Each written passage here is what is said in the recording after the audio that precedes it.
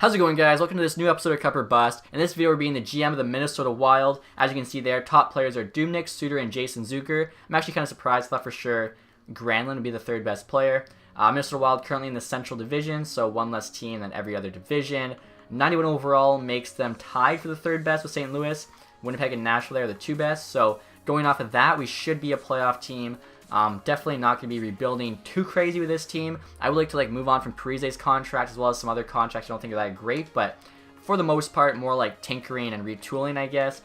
So leaving salary cap and computer trades on there for the settings. Also, of course, always use the most authentic settings. As you can see here, game style set to full sim. Injuries are off though in case starting goaltender goes down. Stanley Cup final doesn't ruin an entire season. Period length 20 minutes. Authentic cap penalties are set to on.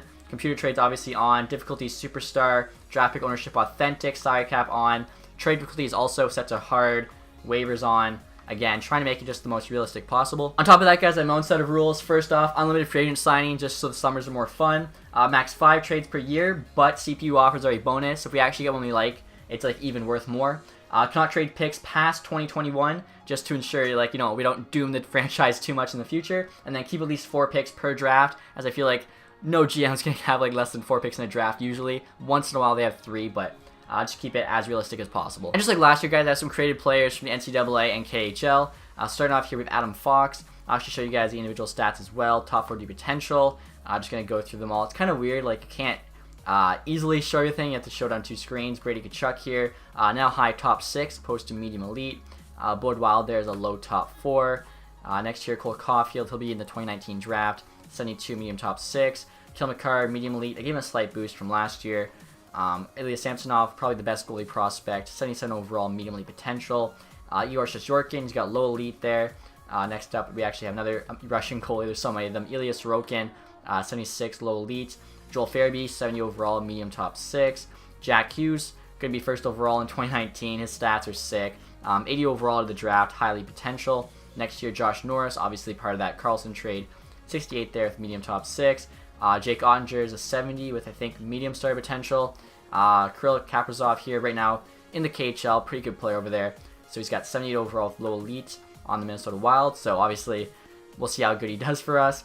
Oliver Wahlstrom here is a 73 medium elite and seems to tear up the AHL. At least he did in Montreal's Cup or Bust.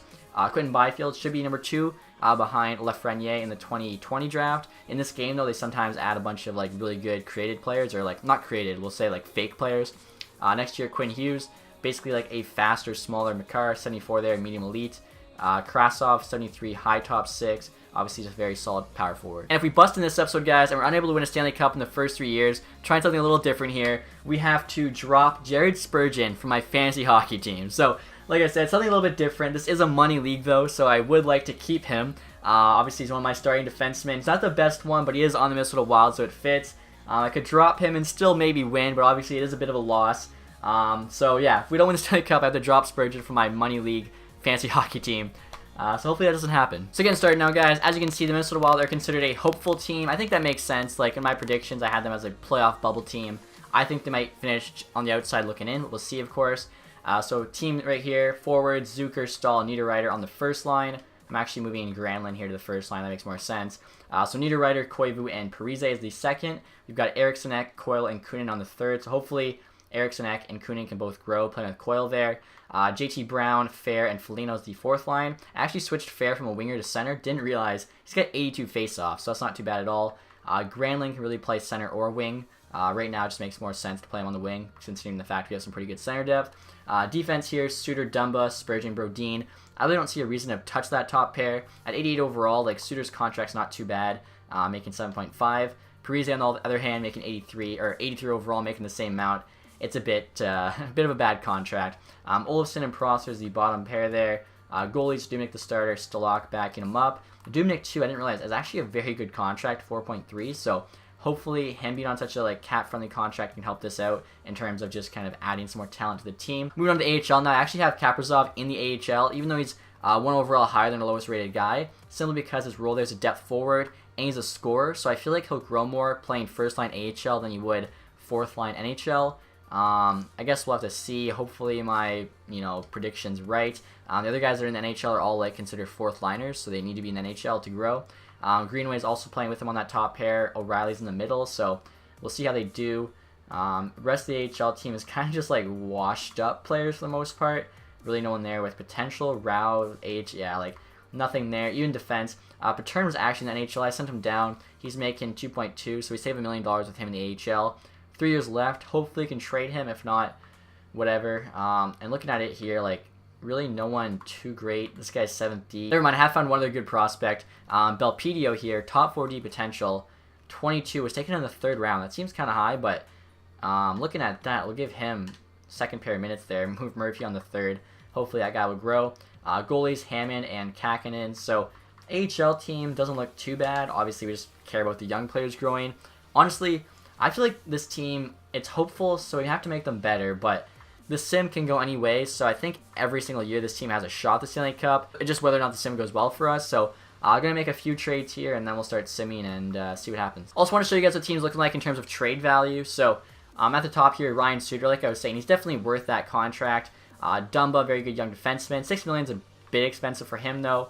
Stahl, that's a very cap-friendly contract. Everyone else kind of makes sense. Parise is going to be tough to move. He's like all the way down here.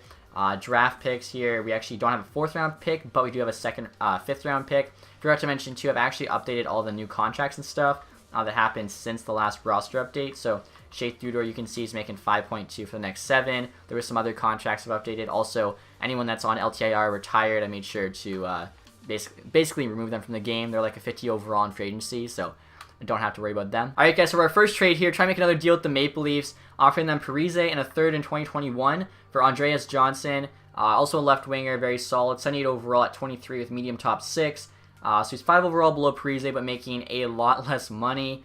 I mean, this just gives us so much more freedom for free agency, everything like that. Plus, I love giving Toronto bad contracts because it just makes them harder for them to sign Nylander, Marner, Matthews, all those guys. Like, real life, they're kind of in cap hell. Like, they need everyone to take a good deal. So in the game, if no one does, plus we give them a bad contract, hopefully we can actually grab one of those guys with a qualifying offer. So the value here is about equal. They want both of our pieces. Johnson's on the block. Let's see what they say. Trades accepted. Okay, I'm honestly surprised. Usually, like, a bad contract player is extremely hard to move, but I think because Toronto has the cap space right now, they did the deal, and they're not thinking too much about the future. So this team, without Parise, the forward group obviously isn't as good, but definitely helps us out for the future. And next year, guys, trying to make a trade sort of for like the future to get Niku here from the Winnipeg Jets. He's on the block, really solid AHL defenseman, 21 years old, 74 overall with medium top 4. Right now, our bottom pair D is like not the greatest, so maybe next year he's like a 79, can help us out. Definitely an improvement. They want Matt Reed and Matt Hendricks. Both these guys are just AHLers for us. Don't need them. Also giving them a 2nd round pick in 2020. We'll see what they say. The value is about equal. Might actually have to add something small on our side, but here we go. Trade rejected. Okay, so I thought that might be the case. I think if we add like a 2019 3rd, that'll be good. I really don't want to trade away any high picks because we're a bubble team, so it's kind of, you don't know exactly what you're going to be. Probably no more than this if they say no. And they do say no. Alright, so I'm going back to my word here. Added a 5th round pick in 2019. This is absolutely it, though. We'll see what they say here. And trade is accepted. Wow, so that 5th round pick was the decider. I feel like Niku was definitely worth the kind of picks we got. Already a 74, good prospect, or good potential, sorry. Going to play him on the top pair in our team, and in the AHL that is, and hopefully it grows a lot. I'm not trying to make a small trade. This is basically just managing the roster. Florida wants this Brube guy, AHL starter potential. He's like one of our worst goalies. We have 6. Then basically our worst contracts. A couple of them were only done like after this year, but there was a couple decent actually free agent prospects. Plus moves a couple of them who are actually signed for 2 more years. And we can get some picks back here to make up for the Niku trade. I think it works out for us. The value's still on our side, but I feel like we'll probably only get one of these picks. Never mind, we get the 4th and the 6th. I didn't think those players were worth that, but not bad. And now, guys, because we have those extra contract spots, we're going to try and sign some decent prospects out of free agency. This Davidson guy here, 21, 60 overall, medium top 9. I'm going to try and give him a bit more money to make sure we get him. Especially, too, 1-year deals is what they want, so that way if they don't grow, don't have to worry about it.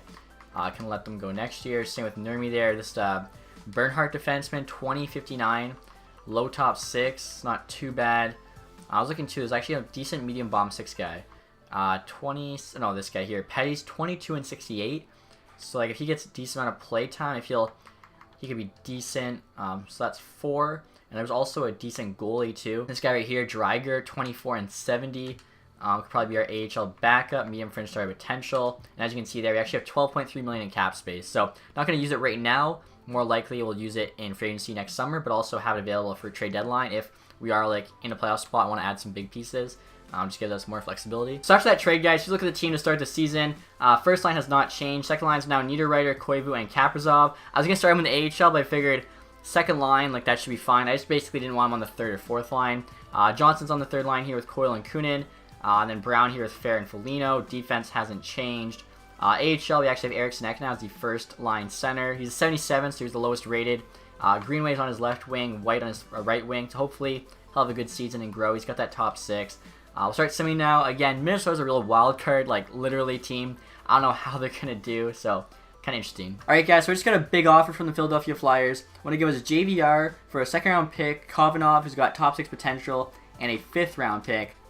Now, the thing is, I'm not sure how good JVR is. I think he's an 84, and he is an 84. So, Parise was an 83, and, I mean, he is older, but still, he was making 7.2. So, make an extra 200K, one overall less, and we gave him away for Johnson.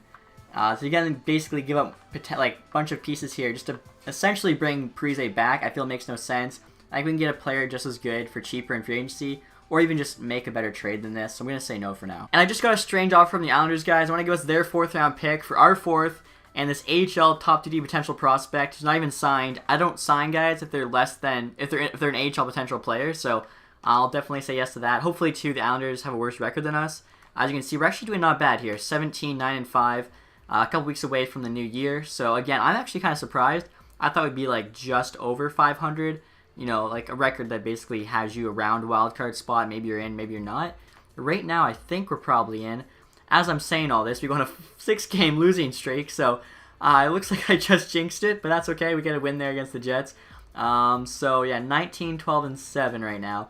We'll send to the trade deadline, see where we are at that point. This is kind of interesting, guys. Martin Hanzler got put on waivers by the Vancouver Canucks, so apparently they made a trade with Dallas, as I don't remember him being on waivers before this. 77 overall, though, so that's why. Making 4.7. They're just trying to save some cap. As you can see here, we're actually a few days away from the deadline. Still a pretty good record. St. Louis is doing better than us. But, I mean, we're not doing bad at all. 31, 20, and 12. I did not expect this, honestly. I thought we'd be much worse. Yeah, so right now we're tied for second in the Central with Nashville. They're doing a lot better here than they did in the regular season sim I did. Tied with us for second. Chicago there in the wild card spot at 72. Zucker currently leading scorer there, 53 points in 63 games. Want to take a quick look at the lines just to see if anyone's grown in overall. I think so, because our status is now contender opposed to hopeful. Zucker, was he an 85 before? I think he was. Same with Stahl.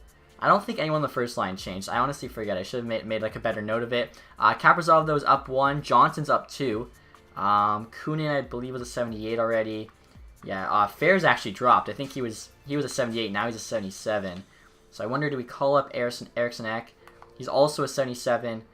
Playing pretty well in the AHL. His role there is a fourth line forward. So maybe we make that move, or just trade away Eriksson Ek trade away Fair. Otherwise, someone could just take him off waivers for free. Niku there, I think, is up a couple overall as well. But NHL team Dumba, that's what it is. He's an 88 now. That's gonna help us out. So 2 88s on the top pair. Makes our defense a lot better. Olsen as well as a 78. Dubnyk, Stalak haven't changed. So, yeah, we're definitely not going to be trading away. We're in a playoff spot, and, I mean, as long as you're in the playoffs, anything can happen. We'll see what we can add here at the deadline. Can only make 2 trades. We already made 3 at the beginning of the season, but 2 should be enough. Right here, guys, trying to trade the Islanders for Thomas Hickey. I feel like he'd be the perfect bottom pair D-man. Obviously, we already have a very solid top 4. Him at 82 overall just makes the bottom pair that much better. Roll top 4, potential top 4. He's only 30. He should keep the rating. Also, too, his contract's really good. $2.5 million for the next 4 years. We'll have him for this cup run and the next 2 if we obviously can have a cup run. So I'm offering them a second in this year's draft, along with a 4th and a 4th next year. The 4th this year, though, is actually Florida's. So the value is pretty much even. They want the picks. Hickey's on the block for whatever reason. We'll see what the Islanders say. And the trade accepted. So I think that's a really good ad for our team. Defense just got that much better. Can only make 1 more trade now, so gotta make it count. So our final trade here, guys, with the Red Wings. They actually have Nyquist on the block. Pretty solid player here. 83 overall, 29-year-old winger. Would definitely be in our top 6. His value's not even that high. Offering them Kovanov, who's a low top 6. I thought he was medium, so he's actually not as good as I thought. Eric Fair going to get replaced by Eriksson Ek for the fourth line center. Hunter Warner here they want for some reason. He's got like AHL potential, so they can have him. And that's actually equal with Nyquist. So the fact he's on the block, they want 2 to 3 things. This should go through, which, I mean, he's a rental, but that's still a steal for a rental as good as Nyquist. Let's see what Detroit says. Trade rejected. Okay, so maybe I got a little ahead of myself there. Let's see if we can add, like, we're really close to that value. So I found this Lodina prospect, 19 years old, 63 overall, medium top 9, currently in the CHL. We just signed a couple of medium top 9 forwards, so I feel like we can trade him. He's got decent value. Hopefully this pushes it over the edge, and Red Wings say yes, and they do. So there we go. I feel like a couple nice ads there, getting Hickey as well as Nyquist. Already a good team, just made us even better. So after the trade deadline, guys, if you look at our team, honestly, I'm pretty excited about it. Zucker, Stahl, Granlund's the first line. Niederreiter, Koivu, and Nyquist is the second. Kaprizov, Coyle, and Johnson's the third, with Kunin, Foligno, and Brown on the fourth. I was going to call up Eriksson Ek, then I just realized I can move Foligno to center. He's actually got 79 faceoffs, and we would have been scratching somebody else anyways, so it made more sense. Defense, obviously top 4 hasn't been touched. Now Hickey and Olofsson just makes the bottom pair even better. Like the team is just really solid like throughout all 4 lines. Eriksson Ek there hasn't grown much, but hopefully him and Greenway playing well in the AHL. If they make the playoffs, they will gain that potential, probably get called up next year. So I'll sim here the rest of the season, hopefully continue playing well. Also there you can see Greenway is actually our AHL leading scorer. And where are we in the standings? I don't even see our team. Never mind, there they are. First place in the Centrals. Yeah, AHL team's doing quite well. NHL team second in our division. So I'll sim the last 20 games or so and see where we're at. Alright guys, the regular season's over. Finished the record of 41, 25, and 16. Tons of OT losses there. So 82 plus 16. 98 points should be enough for a playoff spot. That's a ridiculous amount of OT losses, honestly. And yeah, we're second place in the division there. Even though we have less wins than every other team making the playoffs, we just have way more OT losses. St. Louis won the division. Chicago, Winnipeg, Nashville are all also making it. Zucker ended up finishing with 65 points, 82 games. He was like just under a point per game though at the deadline. So unfortunately he couldn't quite keep up that pace, but still definitely a good season for him. Granlund there, 63. Stahl, 61. So the entire first line, 60 plus. Nyquist at 55. Obviously a lot of that could have been on Detroit. Koivu, Dumba, 42. I mean, is he still an 88? That's still really good growth. We'll let us see him just keep doing that. Niederreiter, 42. Spurgeon, 34. Surprise. Usually Suter does a bit more. I mean, 23 he is a defensive defenseman, I think, in this, but he is high rated. So everyone there you can kind of see is pitching in. We'll see. Oh, my bad. I want to see how good Dubnyk did this year. So 72 games played, quite a bit. 6 shutouts, .931 save percentage, 2.13 goals against. Those are pretty good numbers, especially for a goalie you're paying like $4.5 million. Quick look at AHL team. Greenway 64 and 73. Eriksson Ek 50. All right, so they should both make growths over the summer and become better players. We're going to check here and see just who led the entire league in scoring. So Patty Kane, 96 points. McDavid, 92. 1 year he actually does good. Still though outscored by Kane. OV, 86. Sam Sagan. Ben Stamkos, Scheifele, Line, Taves. Also want to take a look now and see where he finished the entire league. And then, of course, who finished last. We're actually 8th place in the entire league. Top 10 team. With only 41 wins. That's pretty crazy. Oh wow, look at this. 3 teams had more wins than us. Calgary, Anaheim, Vegas. That Pacific Division. Feel bad for them. Montreal, 19th in the league, and they make the playoffs. That's just something else. And last in the league was the Buffalo Sabres, even after selecting Dahlin first overall. That's kind of shocking. So in the first round of the playoffs, we're against the Chicago Blackhawks. Someone suggested a much easier way to look at the lines. Simply go to View Lines here, under Manage Rosters. You can actually see every single team. And that way, too, it should work for like the franchise mode series where I couldn't see the ratings for whatever reason. So Chicago here has Saad, Tace, and Kane, just 3 best players on the first line. Kunitz, DeBrincat, and Schmaltz. Bottom 6 there is looking a little rough. Edsel is a 74. Defense, Chicago doesn't have really much for defense outside of Keith.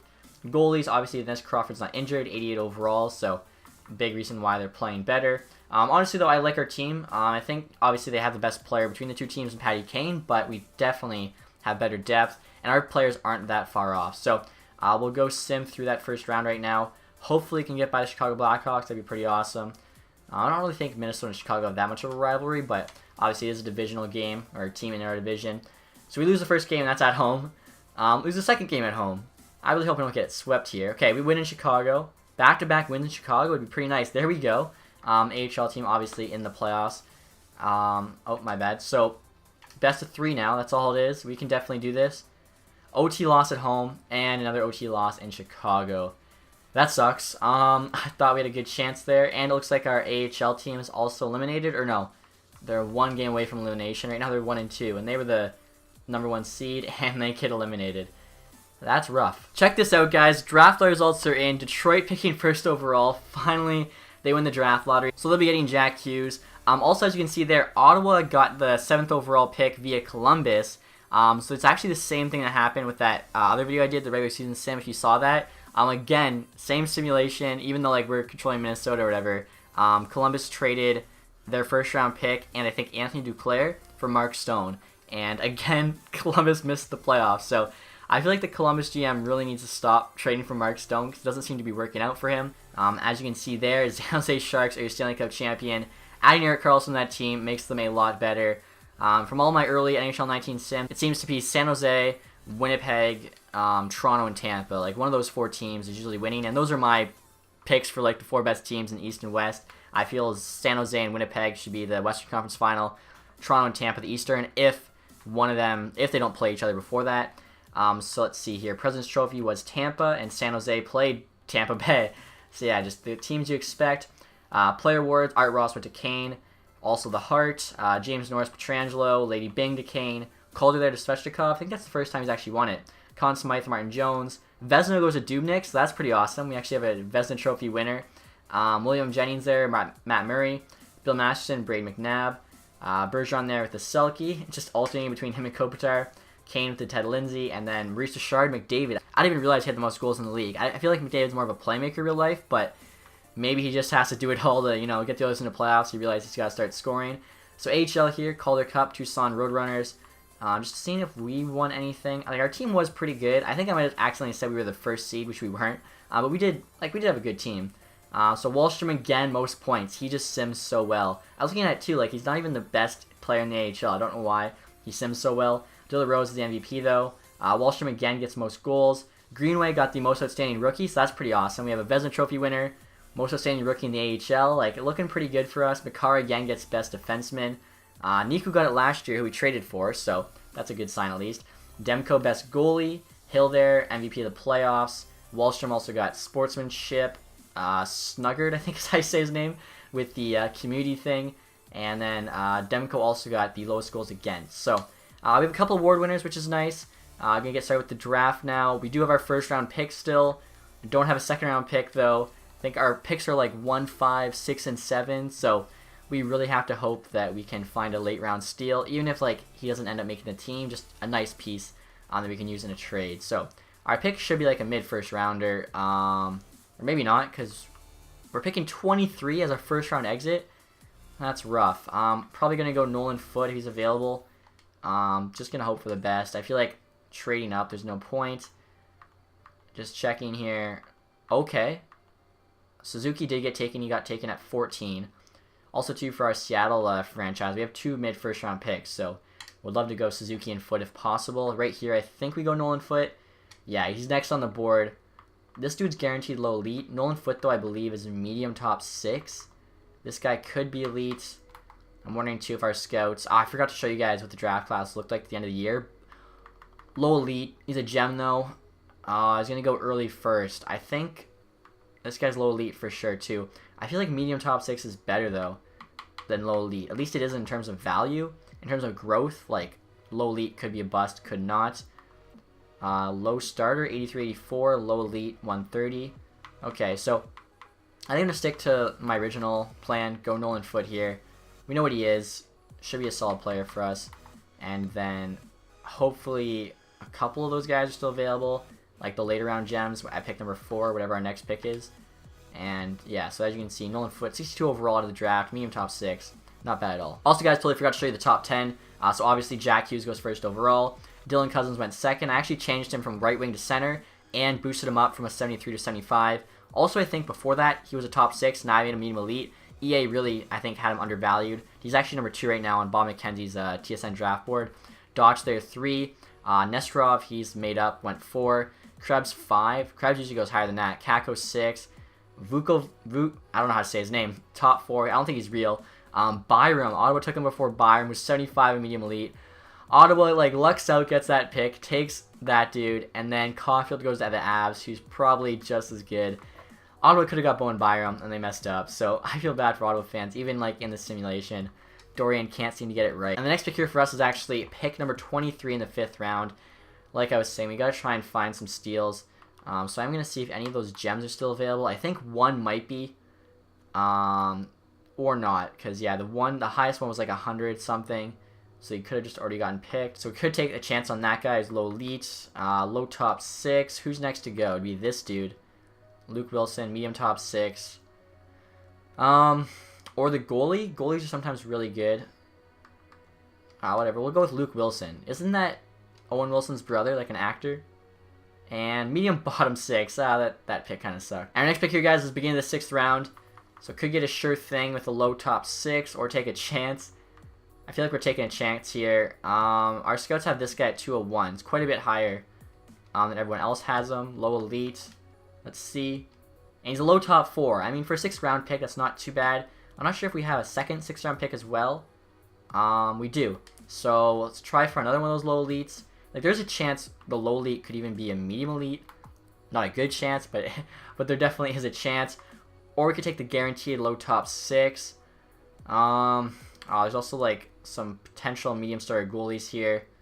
Who's our scout has this guy as the best, but that's because they're more sure about him. I say we take a chance. This center here from Kazakhstan.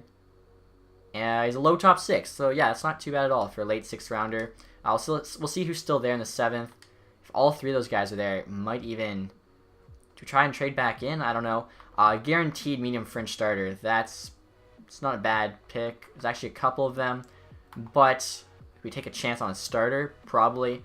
Could take another chance on low elite, low top 6. 2 dudes who might be starters. I mean, these guys will be actually in free agency, so if they are any good, we can sign them as the draft's almost over. It's either him or Brennamore. Brennamore's guaranteed. So we know he's a low top 6. That's not bad, but let's take a chance. Low top 4D. That's, I think, better than a low top 6 forward, or about the same, so not bad. And you know what, guys? I said I wasn't going to do a trade because I didn't want to count as one of our 5, but we probably don't need all 5. So I'm offering New Jersey here 2 7th rounders, 2020 and 2021 for their 7th, to hopefully get that low top 6 guy, because I know he has more value than a 7th. Never mind. Apparently they just drafted. I didn't know you could draft during the trade screen. Okay, so we'll try to do this trade now with the Leafs. Alright, so here we go. 2027 and 2021 7th for 211 overall. They say yes. I mean, I felt like it's a pretty good offer, especially when it's a late 7th rounder. I just want the guaranteed low top 6 because I know it's worth more than the 7th. So to me, it's kind of like we might as well make this trade. But below them, these 2 guys are probably fringe starter goalies, and you can see there's tons of those. Can definitely sign 1 or more in free agency, but Brennamore here will take him. 50 overall, so that's actually higher than I expected. I figured he'd be like a 40. So I feel like that's a pretty good draft. We did have one bad pick, our 5th round pick, but other than that, considering where we were picking, I felt like it went pretty well. Definitely added some decent players. Alright guys, we're on the resign phase here. As you can see, we have 14 million in cap space. Ryan Suter there is the best skater. Dumba actually dropped one, was an 88, now an 87. Stahl though is up 1 to an 86, same with Zucker, so that's good. And Stahl wants to resign. I was worried he would definitely want to go to free agency, so want to get him locked up. Even though he's 34, 5 million is not too bad. He was making like 3.5. Wants to resign, can probably get him a bit cheaper. 86 overall center. We did well with him last year. Maybe 5.35. I feel like he definitely takes that. 2-year deal. Still has top 6 forward potential as well. Eric Neck needs a new deal. Still 77. Didn't grow at all. 1.2 seems a lot for him. 77. He hasn't like really shown he's worth it. So just gonna qualify him for right now. I doubt a team pays much more than that. Cal O'Reilly we don't really need. Release him. Drew there 72 overall. Could definitely be an AHL center for us. Klus here is a 71 and 25 years old, so he's basically done growing. I think everyone else that's worthy of it I've qualified. I guess Giroux here, 65. Could give him a contract. Might be able to play in the AHL. Left wings now. I think everyone's locked up. Or no, Johnson, 80. So he grew by 2. Had a pretty good year. 3.4 though. That's a lot. Let's give him a 1-year deal. Like, 3.4 seems pretty expensive for an 80. Let's see if we can do it again here. $2 million. And then that's pretty much it. Nolan Foote's, I think, just going to go back to junior this year. Right wingers now. Nyquist wants to resign. That's actually surprising. Thought for sure he wanted to go to UFA, but likes the team. 4.9 for one. Let's see if we can get him for... Like, I'd like to keep him, because right now we don't really have someone for that top 6 spot.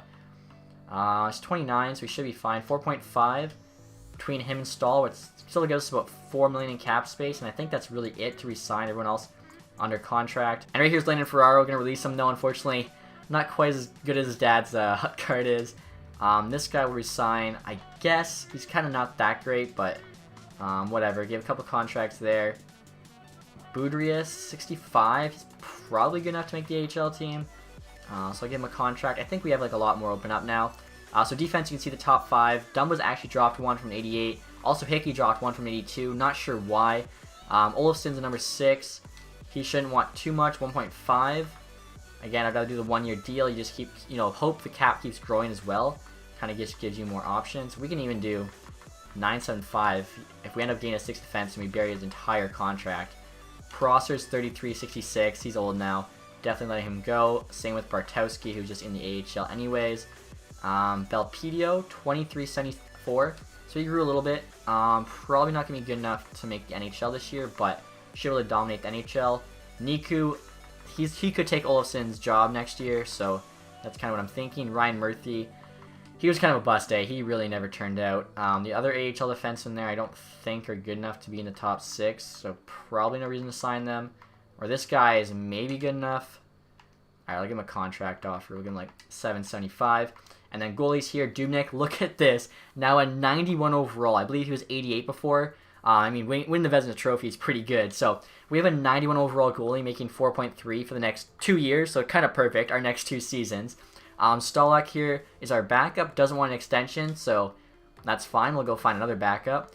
Hammond does want one, but I'm actually going to release him. I think we get a better AHL starter. I think Kakinen will be the AHL backup. So in that case, I'd probably release Dreger here as well. Try and get like a younger 75 overall goalie. So we should have about 4 or 5 million in cap space with our entire team returning. So it's a pretty good spot to be in. Alright guys, everyone made an offer and accepted. A couple things I wanted to show you though. Marcus Foligno, forgot to say, is now a 77. I don't know why he dropped from a 79.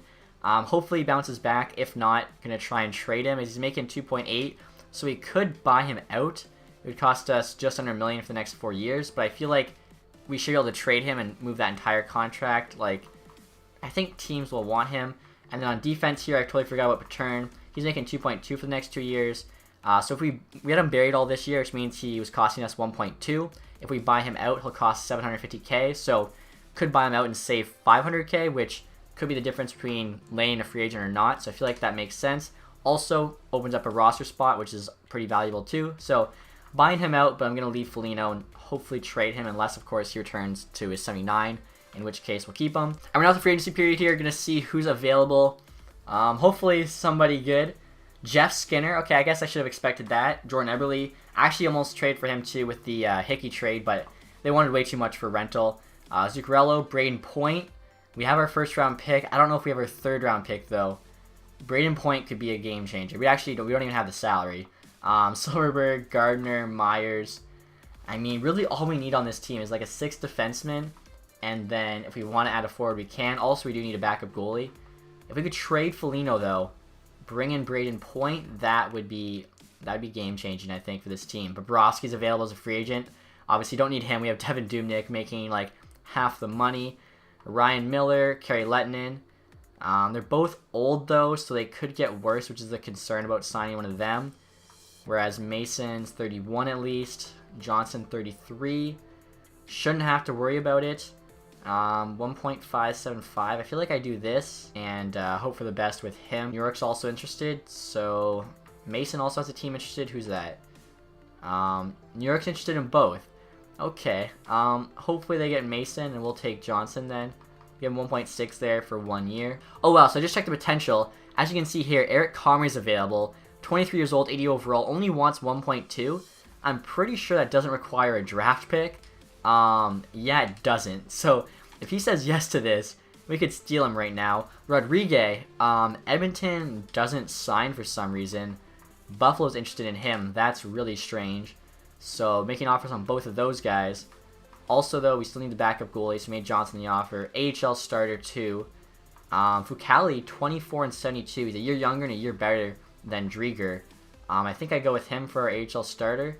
Should be able to get all these guys. We have only 3 goalies, so that's offers on 4. I think you're allowed up to, like... Oh, you might only be allowed up to 6. So... Might miss out on 1. I guess we'll see what happens with that. Also want to check the potential here for all the two-way players. See kind of who slipped through. Okay, really no one actually that good looking at this here. 23-65. 3 years left to grow. That's actually pretty bad. Kulak, 25-75. That's also, like, just not good. Wood, 23 and 76 is decent. He could turn into, like, a high 70, low 80. So, I'll make an offer on him. 925k. Oh, he's actually... I didn't realize that. San Jose will probably accept this, but if not, might as well try. Oh, shit, look at this. Joe Velino is also a free agent. He wasn't under the two-way contract players for some reason, though, even though he wants a two-way contract. I don't know what Detroit's thinking here. Not re-signing him. Obviously, we have to go for it. Burakovsky's there, waiting for Eriksson to say yes. Really, though, like, we don't need any more of these depth forwards. Like, we already have a lot. What we want is definitely a top player, which I think Braden Point would be. We could also sign, like, an older guy, but, I mean, I don't know. Braden Point... I feel like that's who I want right now. Honestly, I'll take a 7th round pick back at this point if he's going to stay at 77. We'll see what they say. Trade rejected. Okay, I kind of figured that. If he was a 79, they definitely would have taken that. But 7th round pick, it's on the block. They have the cap space. They want him. And they still say no. Oh, man, we might be stuck with him. Maybe we should have bought him out. So I can't actually sign Braden Point. We have the 1st and the 3rd. All we'll have left is a 5th and a 6th. So maybe we do... Geez, let's do a 4th round pick here in 2021 for a 2027 with Foligno. Come on. There we go. So we had to pay a price, but get some cap space now to sign Braden Point. We'll have to get that 1st and the 3rd, but honestly, I think he's worth it. He would make our team so much better. It's like I was saying, guys, gonna make Braden Point an offer now. See if I can steal him away from Tampa. Obviously, they're in cap hell and can't afford him. You might be wondering, too, why do we don't make an offer on Skinner, Eberle, or Zuccarello, all 85s as well? Basically because they're done growing. We're at points at 23. He could still get better. Like, he could definitely get up to that 87, 88 mark, and that's basically what we're paying a 1st round pick to do here, is hope he gets better. If he stays 85, this isn't a good move, but if he does get better, I think it's a very good move. So, we'll offer here 5.5 for 4 years, and we will give up the 1st and the 3rd to Tampa. We'll see what they say. As you can see here, Rodriguez accepted our offer, which is pretty awesome. Starter goalie potential. I don't know what Edmonton was thinking. Same with Detroit, too, with Lino. Johnson, the rejected, decides to go Chicago, so we'll have to go get another backup goalie. Fucali accepts. We have our AHL starter. Comrie accepts as of now. I feel like the Jets have to match that. Velino accepts. He's a 71, actually. I thought he was like a 66. Or no, he must have grown. As you can see, I actually give him low elite. I don't know what Detroit's thinking, though. I mean, a 1st round pick. How do you not give him a contract? That's got to be some sort of glitch. The Sharks have chose to match. Okay, I figured that. Still haven't heard from Comrie. And Tampa Bay accepts our offer as present, but it shows Point on the Tampa Bay Lightning. The Jets are not willing to match your offer. We just got Eric Comrie for free. So there's our backup goalie. I was worried about not having a backup. But obviously, Comrie being 80 overall, he'll be our backup now. Plus, he's just a good young goalie. We kind of double-dipped there, and it worked out perfectly. Didn't have to pay Johnson because he went with Chicago, and we got the better, or I guess 1 overall worse, but the younger goalie in Comrie for free. This is pretty good summer so far. And right there's the picks we're giving up for Braden Point. I'm happy with it, though. Our team's looking very good. And check that out. In the playoffs this year, he had 20 points in 22 games. So, Braden Point is definitely a player. Alright, guys, so heading into next season, our team is now considered a champion. Honestly, very excited to see how they play. I'm going to show you what it's looking like right now. So, first line here, we have Zucker, Stahl, and Braden Point. Point on the wing, as his faceoffs aren't amazing. They're 78, plus we already have a lot of good center. As you can see here, Stahl and Zucker actually kept their 86s from last year. Niederreiter, Koivu, and Granlund's the 2nd line. Very solid 2nd. Kaprizov down 82 on the 3rd line here with Coyle and Nyquist. So a very good 3rd line as well. And then even the 4th line there, you got Johnson, Eriksson Ek, and Greenway. So Eriksson Ek got a lot of overall. He's down 80. His role is 3rd line checking forward, so should be fine on the 4th line. And then Greenway's a 79. I didn't even realize he's 6'6", so very good bottom winger. Defense here, Suter and Dumba, who's actually back to an 88. Spurgeon, Brodin on the second, and then Hickey and Niku on the bottom pair. Niku's a 79 now, so I was hoping he'd grow, fill in that bottom or sixth spot on the D, and he did. And then goalies, of course, Dubnyk's the starter, still 91, kept the Vezina rating, and Comrie's also an 81 now, so just as good as Johnson, but he's 24 years old, so he's going to get better. So happy Winnipeg couldn't re-sign him. AHL here, so we have Kunin actually playing first-line center. He's 79, so good enough to be in the NHL, but already have 12 forwards, and his role's a fourth-line forward. Everyone else in the NHL right now is third-line or higher, so he should like lose out the least from playing in the AHL compared to everyone else.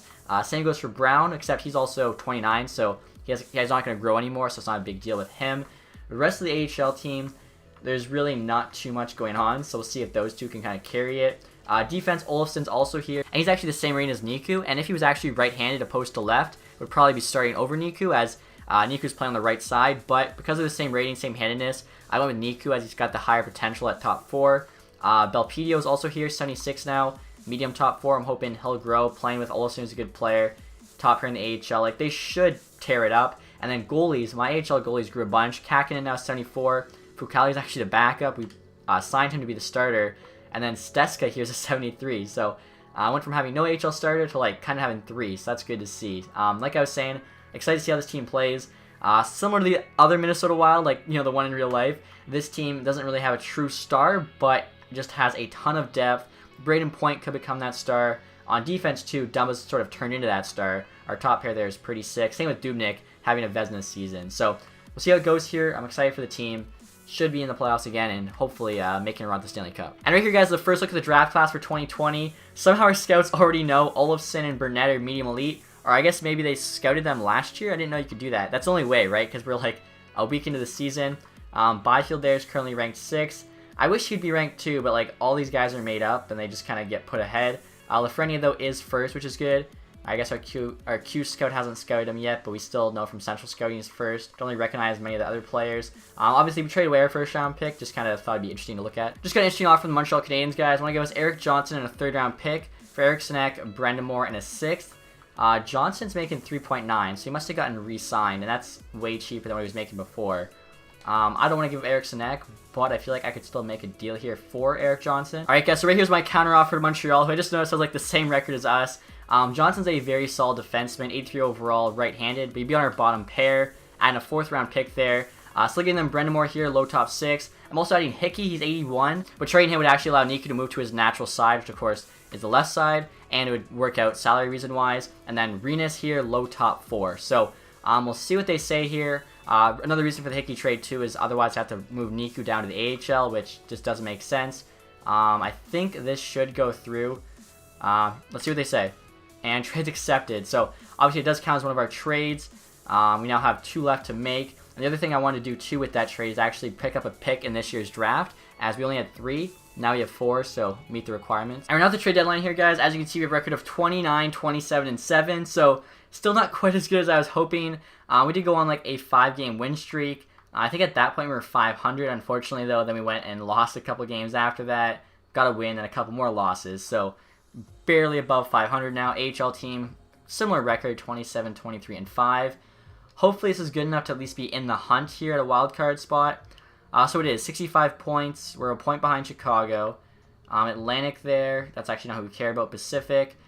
Oh, wow. So we're 9 points behind a wild card, though, in Pacific. Only 5 points behind an actual standing spot there with St. Louis. And they have 3 games in hand. Or we have 3 games in hand on them. So we're definitely not out of it yet. Stalled there. 54 points in 63 games. We can make 2 more trades. We'll see what's out there. I mean, this is our 2nd year. We're definitely not rebuilding. We don't have a first-round pick, so kind of just have to go for it at this point. Alright, guys, so because we're just over 500, it's time for a shakeup. Trying to get Minnesota something they haven't had in a while, and that's an elite #1 centerman. Columbus right now has a losing record. Pierre-Luc Dubois is on the block. 1 year left here on his entry-level deal. He is extended. 89 overall. Imagine him coming in and being our first-line center. That would just be a huge boost to the team. Columbus is crazy. They have a negative record. They're blowing it up. They got both Dubois and Werenski on the block. I'd honestly want to trade for Werenski too, but I just don't have like the assets to trade for both of them. Plus our defense is honestly fine. I did want to show you guys though, speaking of that, because I thought maybe I could like flip Suter 1-for-1 with like a small ad, but 1 year older and 1 overall less, and he's somehow gone way down in like value. before he was like not quite at Dumba's level, but pretty close. And all of a sudden it's way lower, even though he's, you know, only an 87. Like, he didn't go down that much. So, big offer here for Dubois. Nolan Foote, our first-round pick in this year's draft, or last year. Rodriguez, who he signed for free at least. 2021 first, and then Eric Stahl. He's actually doing pretty good this year. He's doing better than Granlund, but he's 35, so I feel like he's the one we want to move next. He'll be like the first to start to get worse. Like Koivu, it's already happened to. He's an 83 now, so it just kind of makes sense. And Dubois too. So I talked about how he had an extension. He's an 89 overall, and they got him on such a good deal, making I think like 5.855 for an 89. That's ridiculous. A lot of times you'll have to pay them like 7 or 8 million. So the value's about equal. The fact he's on the block, we have to take advantage. Let's see what they say. Trade accepted. That is a big time move for a big time, you know, GM, a big time player. Hopefully it pays off for us. Honestly, I feel like that's the only move we need to make. We could make one more, but I mean, I think at this point we just have to hope bringing in Dubois does it for us. And hopefully we can make that playoff push. Also, if you guys were wondering why I was taking a 7th round pick back, it's to make sure I have 4 picks in each of the next 2 drafts. In this next draft, we have a 4th, 5th, 6th, and 7th. And in 2021, we have a 2nd, 5th, 6th, and 7th. So if we do trade any of these picks, we have to be getting a pick back just to, like, again, keep it realistic. A team wouldn't have, sometimes they have 3, but it's super unlikely. So I felt like 4 was a good number. And yeah, like I was saying, I'm hoping bringing in Dubois, you know, brings our team to the next level. So after the trade deadline, guys, here's a look at our team. Zucker, Dubois, and Points the first line. It's a pretty nasty first line. Niederreiter, Koivu, and Granlund is the second. Kaprizov, Coyle, and Nyquist is the third, with Johnson, Eriksson Ek, and Greenway on the fourth. Greenway is now an 80, so it's good to see somebody's growing. Defense, Suter and Dumba the top pair, Spurgeon, Brodin on the second, Niku, Johnson on the third. Speaking of growing, Niku's an 81 now. He's actually gone up 2 since I thought about maybe trading him or signing him down. So I'm definitely happy I traded Hickey because Niku's essentially replaced him at this point, and we brought in Erik Johnson, so I really like that. Goalies here, Dubnik's actually dropped 1. He's now a 90. Comrie, though, is still an 81. And then quickly AHL, Kunin's still a 79. I don't think like anyone else really grew much at all. So like I was saying, I think Dubois hopefully is a difference maker. We finally have that franchise centerman. I'm hoping, you know, it really helps us out. I was thinking I could even move like Granlund to center, but I don't think it matters like what line they're on, whatever. Koivu's got the better face-offs. Hopefully winning the face-offs helps us out. Like looking at this team, we have the depth. We have that number 1 centerman. We have a number 1 D-man in Suter. The Vezina goalie winner in Dubnyk. This team should be able to make the playoffs. See what happens with the sim. Alright guys, we're now at the end of the regular season here. As you can see, records 42, 31, and 9. After the trade deadline, which I think was, yeah, right here, we went on a 4-game winning streak. And then we just, you know, we did pretty well after that. Like, we were plus 2 wins at the deadline. We're now plus 9 end of the year. Is it going to be enough to make the playoffs? It's going to be close. We have 93 points. That's right around a wild card spot. But the Pacific looked to be a lot better than the Central. It's going to be close. Like, Dubois definitely helped us out. And we are in the playoffs. Oh my gosh. We're actually division spot there. Tie with Chicago, 93. St. Louis at 90 is missing. And yeah, both wildcard spots went to Pacific. We actually did do better, though, than Anaheim. So I was a little worried there. We might have been, like, just outside. Dubois, 61 points. We gave up a lot in that trade, but I feel like giving away an older player in Stahl and then a couple assets that maybe help us out next year. But, like, Dubois, like, that's a huge... Like, he can actually, like, change the outcome of a season. The other stuff we gave up is not going to happen. So, 61 points. Dumba, 61 points as a D-man. He is unreal. That's awesome. Zucker, 55. Same with Granlund. So we picked it up. I don't think he was doing too good at the deadline. Koivu almost put up 50 points still. Would love to see him go back to a... Oh, he's 37. I didn't realize just quite how old he is. Point there, 48. Playing first line right wing. I like to see him do better than that. Niederreiter, 45. Nyquist, 40. Coyle, 20 or 27. He's an 82. I wish he would have at least stayed an 83, but overall, like, it's not too bad. Suter there, 22. Spurgeon's an offensive defenseman. He needs to be... Or he's two-way in this game. He should be doing more than 20 points. I'll check goalie, see what Dubnyk did this year. .916 save percentage, 2.59 goals against. So his stats aren't as good as the Vezina year, but still pretty solid. Comrie played 20 games, actually. 6 and 10. Still an 81, so could be better, but not too great. Or not too bad, sorry. So we'll check leading scorers here. Gonna take a quick guess. I'm just feeling Line A for some reason. McDavid, wow, okay. 91 points. He missed a game, or I guess maybe they probably have a game left to play. Kane. So Kane and McDavid were 1 and 2. alternate years. Kucherov there, Kessel, Nugent Hopkins, just riding shotgun, McDavid, Forsberg, or I'm assuming, by the way, with Nugent Hopkins, who knows, Crosby, Ovechkin, Scheifele. Okay, so my pick there of Laine was a bit of a stretch. Puljujarvi put up 77. What's he? He's an 85 now. Laine was 76. All right, so we'll also check to see, of course, who finished last in the league and where we finished in the entire league standings. I think we're probably like 12th or something. San Jose actually won the President's Trophy, so that's pretty crazy. Tampa, the kind of the teams you expect. Buffalo, 100-point season. I feel like that's not too far away for the Buffalo Sabres fans. We actually finished 10th, so even better than I thought. Gonna go through it here. Ottawa's back in the playoffs. That's trade away Carlson, trade away Mark Stone, and they just squeak back in. Look at that. I respect it. So let's see here. Who finished last? And it's the Arizona Coyotes back to being bad again. I feel bad. Islanders there just above them. Colorado.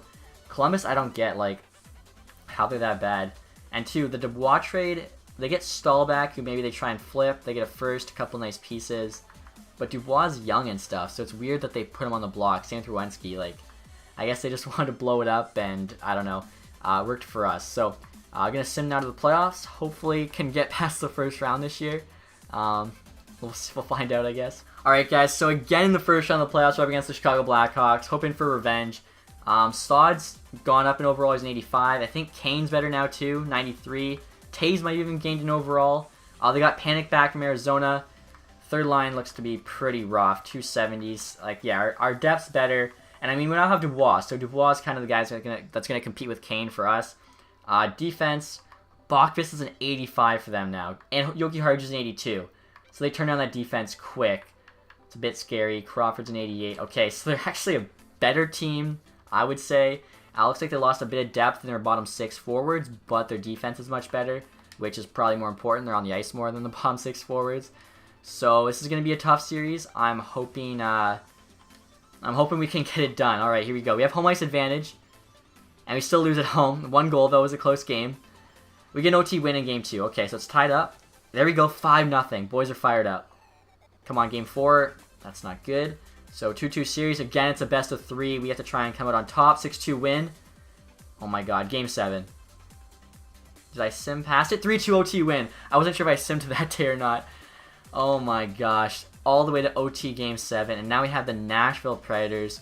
I feel like this is going to be a tough series as well. I assume Rene is still on the team. Zucker there leading us in scoring, 6 points in 7 games. So we'll check out what the Nashville team is looking like. Oh man, so I mean, that was a nervous first round. If we got back-to-back first round exits to Chicago, I would have been so pissed. Forsberg's an 89 now. Johansson, Fiala. Okay, so Tolvanen's an 83. They got Vanek on the team. This is a pretty good forward group. Hartman's only a 78. That's such a... I don't know about that trade for first round pick still. Amazing top pair there, Yossi Subban. But I mean, ours, Suter and Dumba's only 1 overall below those two. Our second pair is an 84 Spurgeon and an 83 Brodin, so it's actually better. So we have an equal top 4, and then our bottom pair is better, because we have Johnson's an 83 and Nico's an 81. So our decor is actually better than Nashville. It's supposed to have one of the best in the league. Dubnik's 1 overall above Rene. They do have a really good backup, though, in Saros, but we have a good young backup goalie as well. Honestly, I like our chances here. I think we are just as good as this team, if not better. Having said that, we could have a much worse team and still come out with a win, or have them like a 99 overall everything and still lose. So you never know what's going to happen with this sim. Let's find out here. Round 2. That's not a good first game, but we do win the second, so it's tied up. I think our AHL team is moving on as well. It's a good sign. OT loss. I don't know what happened in game... Okay, so... I have no idea what happened. Oh, so that's what happened. The Game 5 didn't show up there, like... for whatever reason. I saw we lost this game, so I knew we had at least 3 losses, but if this game was a win that didn't show up, we were still live. Unfortunately, though, it's not the case, so lost in 5 games. 2 of the losses were in OT. That sucks. And we didn't even score in this 4th game. Have to win in the 3rd year. I have to drop Spurgeon in fantasy. I mean, I'm definitely glad with that Stahl trade then, because he wasn't going to get better, but Dubois could continue to get better. Yeah, it's all or nothing, I guess, year 3. We've got 5 trades to make. We should have a bit of cap space. I mean, the team is pretty much set, honestly. Like, it's literally just tinkering at this point. Oh my god, check this out, guys. Colorado's picking 1st overall. Gets Alexis Lafreniere. via Montreal Canadiens. Are you kidding me? If Montreal traded their first round pick and it turned out to win the lottery, and not just win the lottery, but win it with Lafreniere as the number 1 pick, who's from Quebec, maybe even Montreal, I'm actually not sure, they would lose their minds. Looks like Colorado also traded their own pick, which turned into the 4th pick. So, I mean, it worked out well for them there, however they did that. Montreal fans, oh my, they would lose their mind. They would, like, that would be worse, I think, than the Subban trade, because it's a first overall from Quebec and you have the pick. They would just go insane. Like, I would not want to be in Montreal. And check this out, guys. Right here's a list of retired players becoming scouts. The one most interesting to me is Zdeno Chara, who's actually on LA Kings now. Also, Jonathan Ericsson of the Red Wings. I really like that feature they added. Like, it's something I didn't even think of, and it's just like a really cool little tidbit that you can go and now like hire Zdeno Chara to be your scout. Also, looking at the awards here, as you can see, Washington Capitals winning the Stanley Cup. Want to take a quick look at the playoff tree. I forgot to do that last year, and see how they got there. So Devils, Penguins, Sabres, and then Ducks in 6. Ducks, of course, beating the Predators in 5. Wow, so Ducks had a pretty good run. They actually beat the defending Stanley Cup champs, the Sharks, there in 5 as well. So Capitals back-to-back Stanley Cup champs, 2 in 3 years. It's pretty impressive. As you can see here, San Jose won the President's Trophy. So player awards, McDavid, Art Ross, 3 of 4 years, not bad. Hart there goes to Kucherov. He wasn't even in top 2 for points. That's kind of crazy. Carlson, James Norris, San Jose actually able to keep him with the contracts. Kane Lady Bing again. Calder there goes to Tolvanen. Ovechkin with the Conn Smythe. Vezina with the Mike Smith. That's kind of surprising. Fleury with the William M. Jennings. Bill Masterton goes to Kulikov. Bergeron Selke again. And then Kucherov with the Ted Lindsay. And McDavid and Maurice Richard again. Wow. So he is just tearing this league up. I'll check the AHL awards here, see if we got any. Grand Rapids, by the way, won the Calder Cup. I don't think we won any team awards. We did not. Player awards here. Krasov, most points. So the creative players there just tearing it up, it looks like. He also got MVP and most goals. Rookie there, Zadina, though. I love that. But that also means he's in the AHL 2 years in a row. Or they sent him to junior maybe in this because they allowed it. I don't know. But I wish he would have been in the NHL by this point. Pionk with the best defenseman. Nielsen, best goalie. Sateri, MVP. Krasov also got sportsmanship. Lozon there with community involvement. Again, I'm curious how they picked this. It must be like plus minus or at least penalties. There's gotta be like some way they picked this award. And then Hutchinson actually got least goals against there for Colorado's AHL team. So unfortunately, no awards this year. Dewey there led in scoring, 51 points. Draft, we only have late picks, so we basically just have to hope we can find some diamonds in the rough. See what happens in the offseason with who's available in free agency. Again, I think the team's good enough. It's just a matter of hoping the sim goes our way. Also, guys, before we start the draft, I wanted to show you this. Lafreniere had 100 points this year in junior in 66 games. I think last time he grew to a 76 by his draft year. And I believe he's a 62 in games, so like he's got 2 years to grow from 62. He better be higher than a 76, otherwise I have to go boost him for the next one because he needs to be like making an NHL team out of the draft, so at least like a 79. So we'll sim to our pick. I'm not going to trade up or anything. Like I said, our team is pretty much set. I see Tyson Berry's on the block though, so let's go check like the first 10 picks. 76 again, yeah, so I definitely have to boost him to like 64, or actually, yeah, 64, maybe higher, because the made-up players are 81 and 79. Like, I want Lafreniere to be at least a 79, so maybe make him a 65, and if he starts out higher, he could, like, grow more, maybe. I really don't like, he still goes first because he's high elite, but I don't like the fact that he's lower rated than these guys. Byfield, though, goes 4th, also a 76, and he starts out as 60, so I don't get it. Maybe Sudbury's got a better team. Another guy there, 78 medium elite. Detroit gets a... Wow, Detroit messed that pick up. High top 6. You got to go with the medium elite defenseman. Another medium elite, 79 to Vancouver. Detroit messed up their pick so bad. Alright, so we're in the 4th round now. Hopefully our scouts found some gems. Basically, I'll be basing it off of that. Okay, so that guy's a bust. Definitely not going to be touching him. There's a gem here. Low elite. 99th pick. Our scouts have at 122. We don't pick again until about 120, so we have to take him now. Otherwise, we're just risking it. And he is low elite for the 4th round. That's a solid pick. Next pick here is number 21 in the 5th round. Chicago actually just got a low elite player as well. So let's see. Doesn't really look good here with like who's next to go. Fringe starter, like I was saying, there's so many of those. This guy, low top 6 guaranteed. I feel like we could take the flyer on this goalie next round. Ooh, low top 4D. 51 overall, low top 4. If the other guy's available, I'll definitely take him in the 6th. I don't think he will be. And then if he's not, we'll take a chance on that medium elite. Yeah, so the low top 6 is no longer there. Fleischmann, though, there's a chance he's medium elite. I feel like we got to go for this. Let's see what happens. Fringe starter. I mean, it could have been worse. He has a 56, a bit better than Chicago's pick, so not terrible. And our last pick in the draft now, pick number 28 here. Looks like everyone that's getting picked is just AHL potential. Would love to get something better than that. We could get Weatherspoon as a backup goalie, guaranteed. That's not terrible for a late 7th. This guy, there's a chance he's a starter. I feel like we'd take the chance. And medium fringe. It's better than backup, so not bad. All right, guys, we're at the re-sign phase here. As you can see, we have 22.3 million in cap space. There's actually a few players' contracts who ended. I didn't realize. So the team's gonna look more different next year, which is kind of good. Hopefully, the switch up, makes us better. So Dubois, like I was saying, was locked up. Great contract. Koivu here's contract's over. Does not want to be extended. 37 years old. Honestly, I don't mind. He's gonna start to get worse. I could see that potential definitely being top 9 by the start of this season after the summer. So let another team overpay for him. Charlie Coyle also doesn't want an extension, which kind of sucks. He's a solid third-line center, but he doesn't want an extension. There's no point to do it. You have to overpay them, and it's better to just honestly go to free agency. Kunin, though, now an 81. He was a 79, so if he grows at least 1 over the summer, he's the same as Coyle. Could be our third-line center. Wants to get paid $2.97 for 3 years.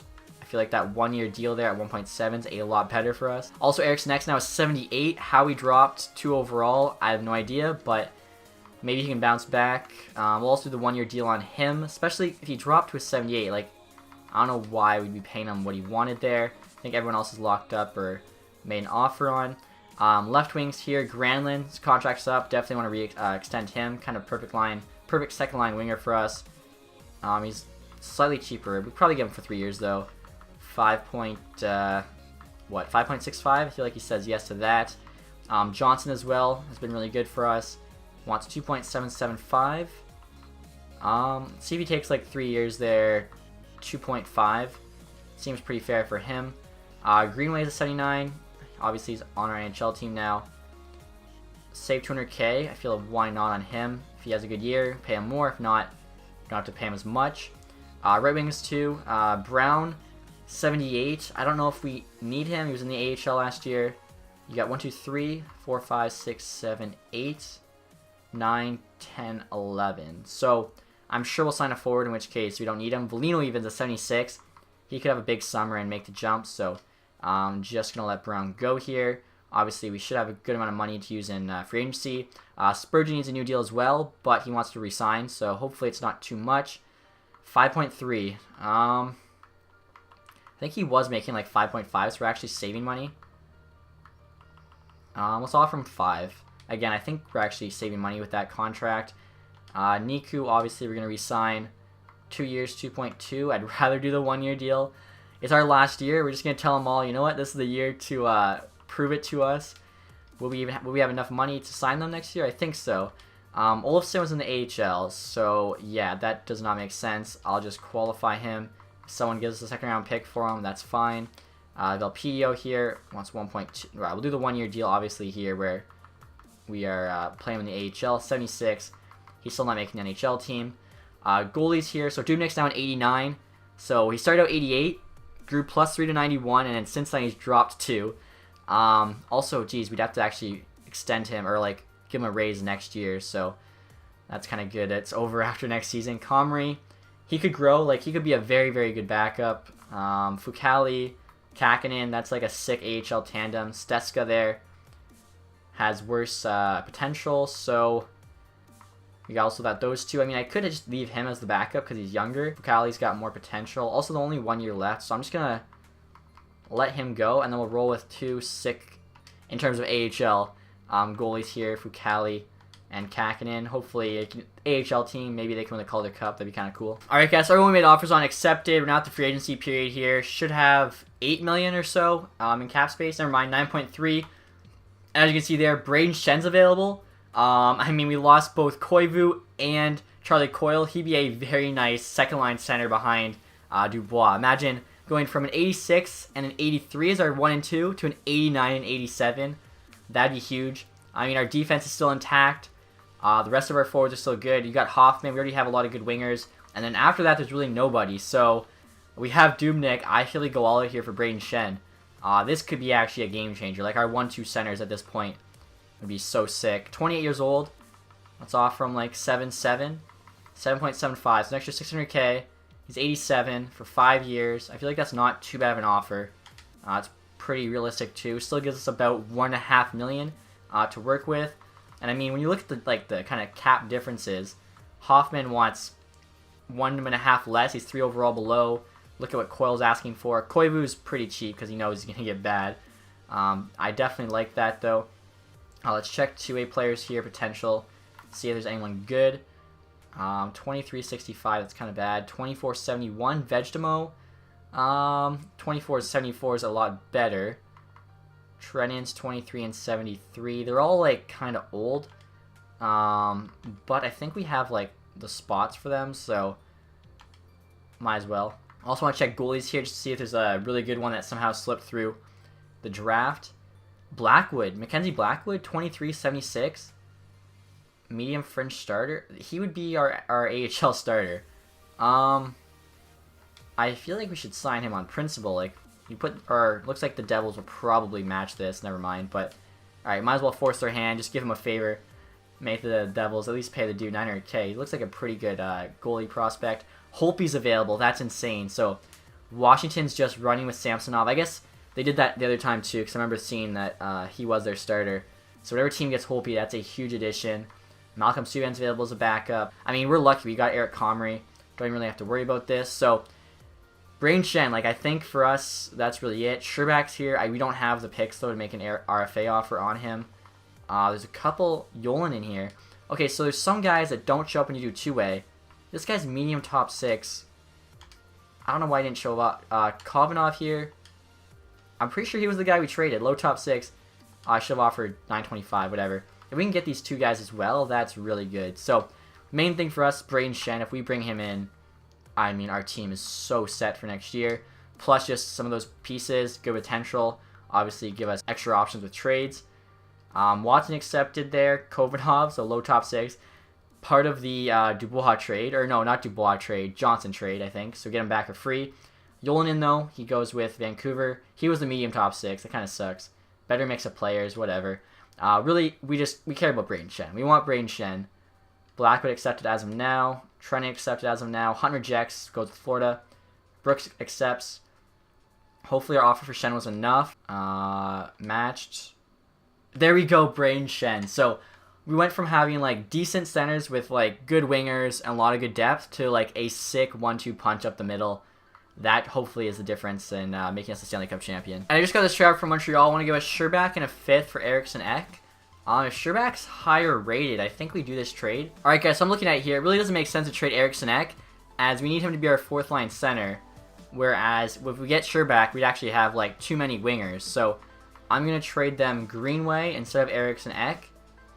And see if they do this trade. Because I guess they can't sign Sherbak. Somehow they're at the max cap. And it makes our team just that much better. Trade accepted. Okay, so that's our first trade of the year. It's a good one. And after you lost Koivu, we wanted to give you a quick look at the updated captaincy. So Ryan Suter there wearing the C. And then we have Dumba and Granlund as the 2 alternates. And right here, guys, look at our team going into this season. Pretty excited, honestly. Zucker, Dubois, and Points the first line. Dubois is now a 90. Love that trade. I'm hoping he can just carry this offense. And even if he can't, second line there, Niederreiter, Schenn, and Granlund's pretty, solid support. Third line even, Kaprizov, Kunin, and Sherbak. And then fourth line here, we have Nyquist, Eriksson Ek, and Johnson. I mean, pretty good fourth line wingers there in Johnson and Nyquist. I mean, the winger depth on this team is honestly insane. We might have to trade like a winger for a center. Although, like Kunin 82 would be a really good fourth line center. He's just like a kind of average or below average third liner. And then Eriksson Ek's fine for the fourth line center. I think just our wingers on this team is insane. 2 defense, we could also use some support now. Suter's dropped all the way down to an 85. Really wish, maybe we should try to trade him for like somebody younger like Rowensky. But when he was good, I don't think anyone liked that was actually on the block. Dumba though is now at 90, so he's a legit #1 D-man. Spurgeon Nick, who's on the second pair. Brodin's now an 80. And then he's paired up with Johnson, who also dropped 1. He's an 82. So I was wondering, how is Brodin? He was an 83 before. How did he drop 3 overall? Well, apparently he had a terrible year last year. 4 points in 82 games, -7. I don't know how he played so bad, but I guess it happens.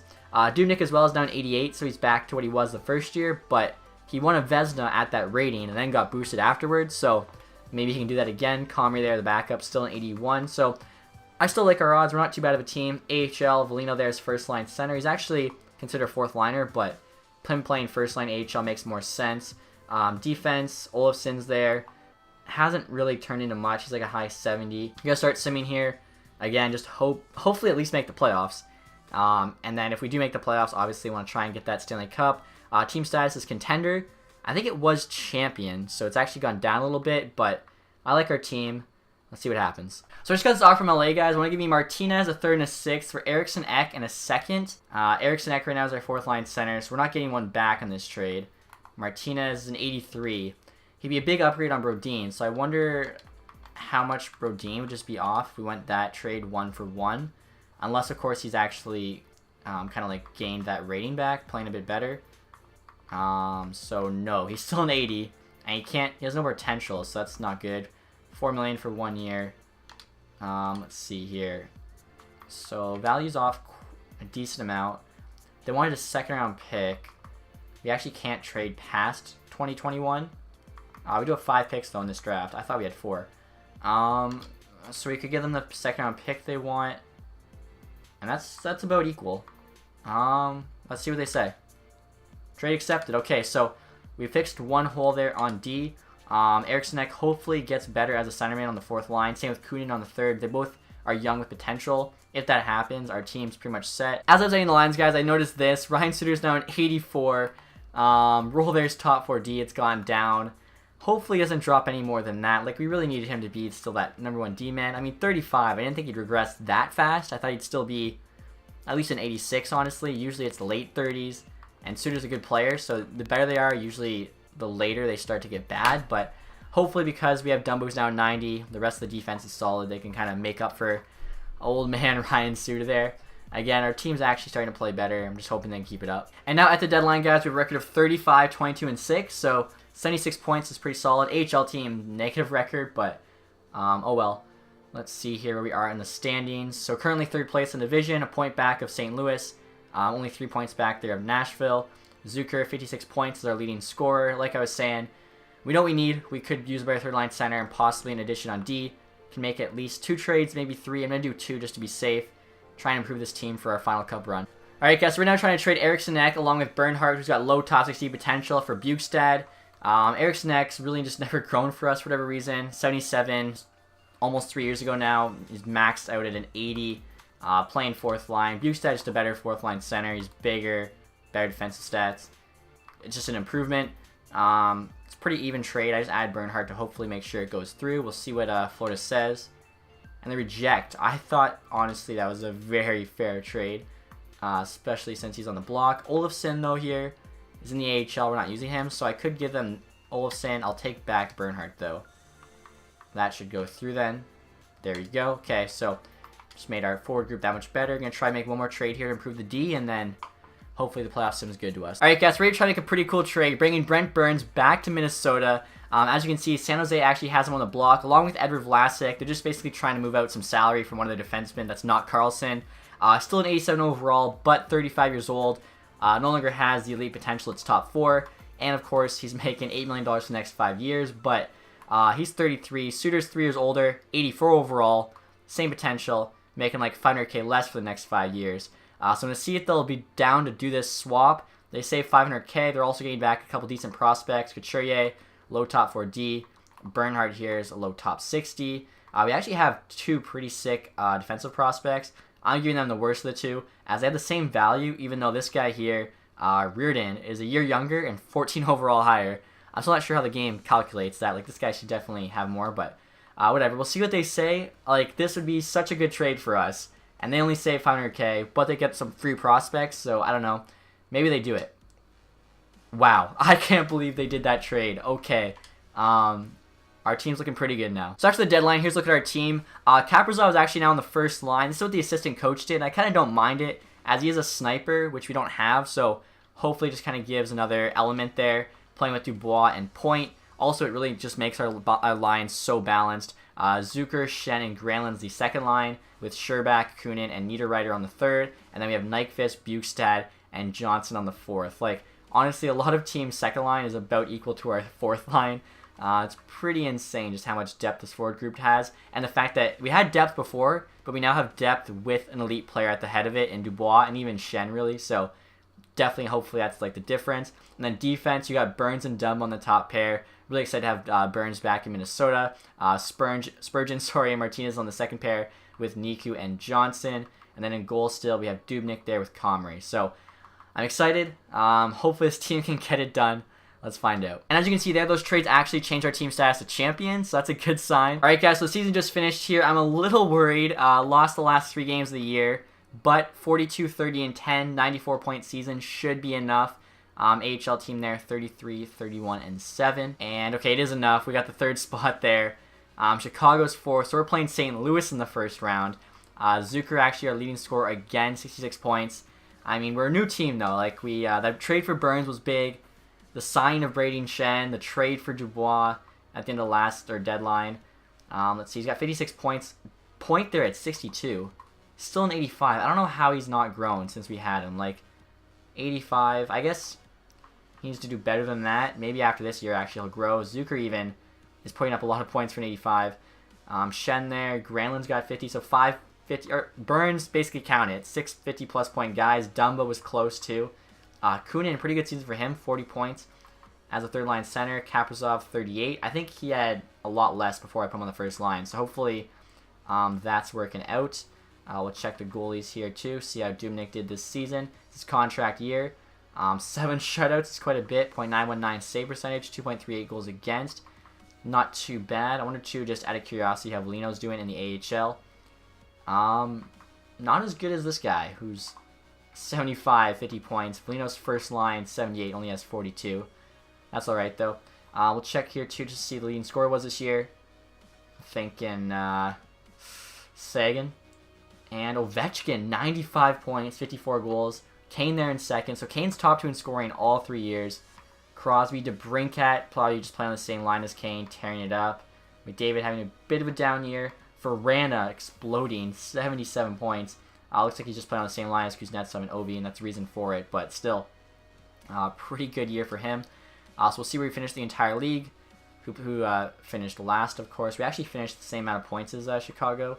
Just had a couple more regulation or overtime wins. Calgary won the league. Edmonton got second. Alberta rivalry is definitely back on there.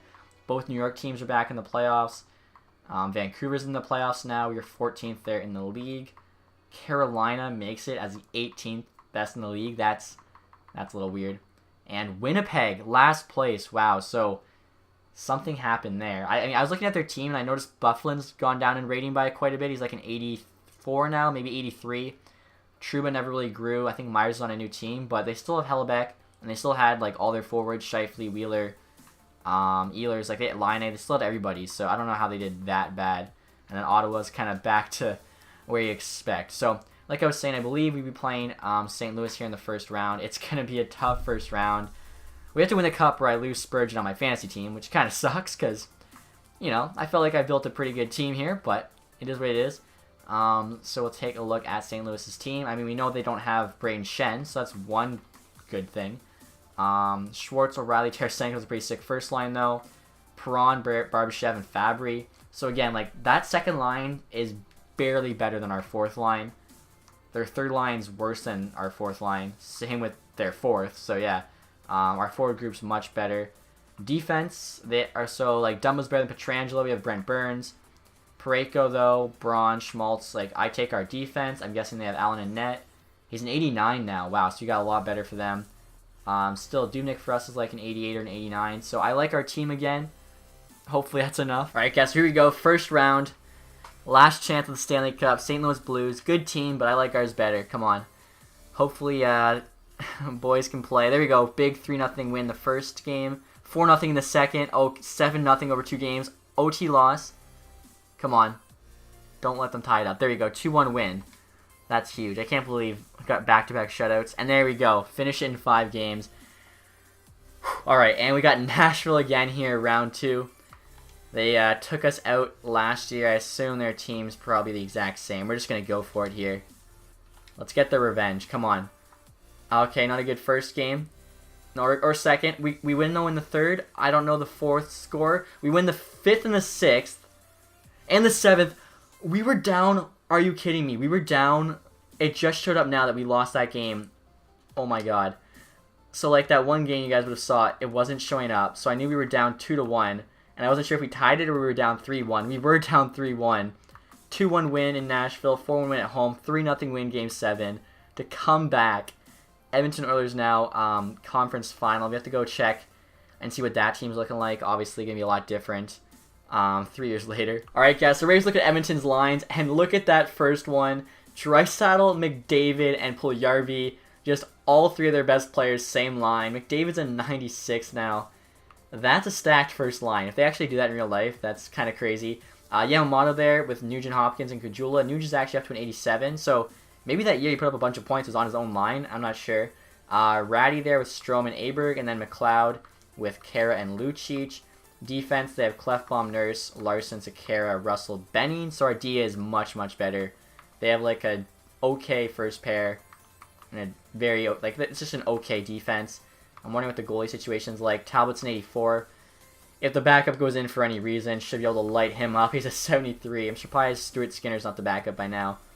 Basically, we just got to contend with that first line, and then after that, we can hang. Like, we have Braden Shen, who's just as good as Nuge, and our wingers and the rest of our forward depth so much better. Just, if we can shut down that first line, should be able to win this series. Alright, so here we go, guys. Conference final against the Edmonton Oilers. Let's see here if we can move on to the Stanley Cup, or if I'm dropping Spurgeon from the fantasy team. First game win, second game win, up 2-0. That's huge, and both those games were in Edmonton as well. Okay, 3-1. There we go. 5 games. Beats the Edmonton Oilers. Oh no. The Tampa Bay Lightning, though, the juggernaut of NHL franchise motors, who are up against next. So this is gonna be tough. If we can beat them, we deserve it. Braden Shen right now is our leading scorer. He's got 13 points. We'll take a look at Tampa's lines. I mean, they don't have Braden Point, which is good. Kind of like how St. Louis didn't have Braden Shen. But yeah, they still have Palatz, Stamkos, Kucherov, Miller, Johnson. They brought in Anders Lee, Kaloran. Price Sorelli's only a 79 still. Ernie, Callahan's down to a 73. I don't know why they just went buy him out. Like, oh, actually, it looks like they extended him. It's really strange. Paquette, Volkov. Let's see. Defense is probably stacked. Hedman, Sergachev, Foot, McDonough. Yeah, it's pretty good. Cernak, Spencer, and then Vasilevsky is a 91. Yeah, so it's a good team. It's a good team. Honestly, though, our D depth's better. I think our top pair is actually... Dunn was a 90, Hedman was a 91. Sergachev's an 88, Burns is an 87. Okay, no, so their top pair is a little bit better. But it's not far off. They have a bit better of, like, high power offense, or, like their top-end players are better, but we have better depth as well, so hopefully that's the difference maker. Obviously, for the Stanley Cup Final, we'll sim game by game here. We actually have a slightly better record through 3 rounds. Here we go. First game, Stanley Cup Final, Tampa Bay Lightning. First period. And Kaprizov, Bukestad, Klorin for them, so it's 2-1. Nothing in the second. And there you go. Looks like Zucker gets one in the third. So 3-1 win. Off to a decent start. Were we at home? I didn't even actually notice that. No, I was in Tampa, so that's a big win. I'm still not sure like how much being home or away in these sims affects it basically. Like, is there at all home ice advantage? I don't think so. I think there should be something, but maybe there's like no way to actually implement that. Okay, there we go. Bukestad, Niederreiter, Sorelli for them. So it's 2-1 lead. Oh, look at this. The team is alive. Boys are buzzing. Granlund, Dubois, 4-1 win, game number 2. So we take both games in Tampa, heading home to Minnesota now. The state of hockey. Potential sweep here in the Stanley Cup Final. We have to win the next 2 games, though. This would be unreal if we can pull it off. Obviously, Tampa Bay, a very, very good team, so only halfway. Can't get too cocky. Let's see what happens. I mean, that's a big first period. Bukestad, Dubois, Kaprizov, Kucherov for them. Bigger second period, Granlund, Bukestad. There we go. Okay, so 5-1 win. Are you kidding me? 3-0 series lead on Tampa. They're the team to beat basically in franchise mode. The first 3 years at least. So game number 4 now, a chance to sweep Tampa Bay and bring the Stanley Cup back to the state of hockey. I don't actually know if Minnesota's ever won it, but at least bring it there. So we're going to sim the first couple periods, and if we do have the lead, of course, we'll jump in. If not, we'll do the next game. 1-1 after 1, Granlund lead score. 2-1 for Tampa. Okay, we're just going to resume here. Alright, so down 2-1. They're out shooting us as well. They don't want to get swept, that's for sure. We have a power play chance. Come on. Alright, nothing on the power play. Killed it off. Another power play. Come on, I'm probably going to pull the goalie, so it's either going to go 3-1 or 2-2. And they get the empty netter. Okay, so no sweep against Tampa Bay, but that's okay. We still have the 3-1 series lead. Definitely can't be too upset. If they get the reverse sweep on us, I'm going to be pretty upset. I don't even know why I just mentioned it, but 3 games left. The boys have to win 1 game. I feel like they can get this done. So this is game number 5 now in Tampa Bay. We won both games there last time. Nothing in the first, though. 2-1 lead after 2. Kaprizov and Spurgeon, McDonough for them. Resume simulation here. Alright, so 2-1. Looks like even on 8 times, it's just a minute every, like, 2 seconds. Power play. Chance to really put them... I don't know what I was going to say. Just chance to, like, really get a hold of the lead, I guess. And it's not happening, though. Their penalty kill's solid. Another power play. Come on. Our power play's got to get something done here. 1 minute left. Down by 1. I'm subbing myself in for the penalty kill. It's on Superstar, so it's definitely not, like, a gimme here. Hopefully, can pull this out. 20 seconds to go. Lee's got it here in the neutral zone. Oh, no. Platt. Nice pass. I think that's Stamkos just fans on it. Lee, are you kidding me? Snipes it on us top shelf. 10 seconds to go. Wow. Alright, guys, so I'm just going to be watching the OT. As you can see there, I'm not going to be playing. That way, if we win, it's not because, like, I influenced it all. Although, it's on Superstars, so, like, it would be a pretty tough challenge. But I do not want to affect this. So, hopefully, the boys can pull this out. Also, hopefully, it doesn't take a long time because it's 20-minute periods. So, we'll see what happens here.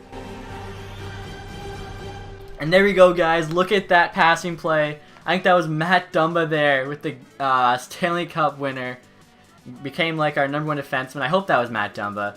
I'm not gonna lie, I was like half watching there. The 20-minute periods take a while, but we get the win there. Awesome to see. It didn't take too long either. It could have went on, like, it could have went to a second OT, which would have really sucked, but the Minnesota Wild get it done in Tampa Bay as well. Pretty crazy too. First 2 Stanley Cup or busts of 2019. Both Stanley Cup wins, both in the 3rd year as well. Basically just clutching it each time. Who's going to be next? Nashville. Like, we could potentially win like a couple Stanley Cups with Nashville. So excited to see that. Obviously want to see here too the Conn Smythe winner is, but good team we built here, I think. Really happy finally got it done. You got the handshake there. I just realized too, Suter was our captain. I traded him away, and I didn't check to see who the captain was after that. And I haven't noticed a C yet. I'm assuming they probably gave it to Granlund, or they might have just said screw it and gave it to Dubois or Dumba. Dumba had an A, I think, so Dumba's the best player. They probably gave it to him. We'll see when the guy goes to get the Stanley Cup. And as you can see there, Dubnyk is the Conn Smythe winner. It doesn't really look like Dubnyk, but that's alright. Doesn't really look like Gary Bettman either. And as you can see there, they just brought out the Stanley Cup. And who is our captain? It's honestly a mystery to me. And they're really making us wait here for the C. And it's a non-captain. Who's lifting the Stanley Cup for us here? Eric Johnson went and got the Stanley Cup? Oh no. So we traded away the captain and we didn't name a new captain. And then so rather than one of the alternates going and getting it, they just had Eric Johnson go get it. So real quick, as I was editing this, I was wondering why Johnson had 2 S's. And it's because that's not Eric Johnson, it's Andreas Johnson. I'm an idiot. Bukestad gets it next. I think Bukestad, did he actually play for Minnesota? I think he might have. I forget, but either way, it's pretty cool too. We brought Brent Burns back. Haven't really seen him out here yet. Zucker, big reason why. He's a big part of that franchise in 3 years. Alright guys, here we go. You can see Granlund's wearing an A and Dumba's wearing an A. So yeah, I don't know why. I guess when you trade away the captain, they don't just automatically promote an A. And where's Brent Burns? I don't see... Oh, there he is. back left corner. I mean, the beard doesn't look like it got too much longer. It's probably tough for it to get longer than it already is. But huge win. Stanley Cup there in 5 games. Dubnyk gets first star. And the Conn Smythe. Like I was saying, I think, yeah, third star was done, but pretty sure you got the game winner. Big reason why this team won the Stanley Cup, so that's awesome.